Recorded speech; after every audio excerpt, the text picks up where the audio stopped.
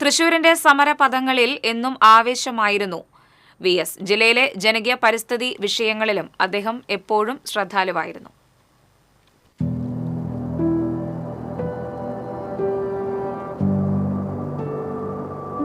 വിദ്യാർത്ഥി യുവജന തൊഴിലാളി സമരങ്ങളിൽ ജില്ല ഇളകിമറിയുമ്പോൾ VS അച്യുതാനന്ദൻ ഓടിയെത്തുമായിരുന്നു. 1970-കളിൽ മുക്കാട്ടുകര നെല്ലങ്കര പ്രദേശത്തെ കർഷക തൊഴിലാളി സമരഭൂമിയിൽ VS എത്തിയതോടെയാണ് സമരം ഒത്തുതീർപ്പായത്. 82-ൽ ഡിവൈഎഫ്ഐയുടെ കളക്ടറേറ്റ് മാർച്ചിന് നേരെ പോലീസ് വെടിവയ്പും ലാത്തിചാർജും നടത്തിയപ്പോൾ VS അച്യുതാനന്ദന്റെ സാന്നിധ്യമാണ് പ്രവർത്തകർക്ക് ആശ്വാസമായത്. 2002-ൽ തൃശൂരിൽ ചെത്തുതൊഴിലാളികൾക്ക് നേരെ പോലീസ് ലാത്തിചാർജ് ഉണ്ടായപ്പോൾ മർദ്ദനമേറ്റവരെ ആശുപത്രിയിലും ജയിലിലും സന്ദർശിച്ച് VS ലാത്തിചാർജിന്റെ യഥാർത്ഥ ചിത്രം പൊതുസമൂഹത്തെ അറിയിച്ചു. കാർഷിക സർവകലാശാല VCക്കെതിരെ നടന്ന സമരത്തിനും ആവേശം പകർന്നത് ഈ ജനനേതാവിന്റെ വാക്കുകൾ തന്നെ.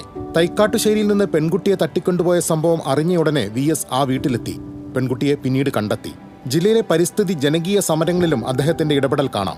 ചൊവ്വൂരിൽ സ്വകാര്യ കമ്പനിയിൽ നിന്നുള്ള ആസിഡ് ഭീഷണിക്കെതിരായ സമരത്തിലും പുത്തൂർ കൈനൂരിലെ പന്നി വളർത്തൽ കേന്ദ്രത്തിൽ നിന്നുള്ള മാലിന്യ പ്രശ്നത്തിനെതിരെയുള്ള പ്രക്ഷോഭത്തിനും VS കരുത്തേകി. ജില്ലയിലെ വികസന രംഗത്തും ആ ഭരണാധികാരിയുടെ കയ്യൊപ്പ് കാണാം.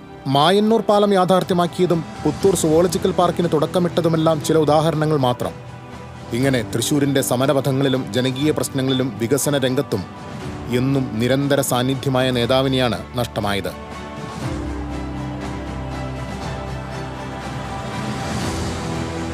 News desk TCV.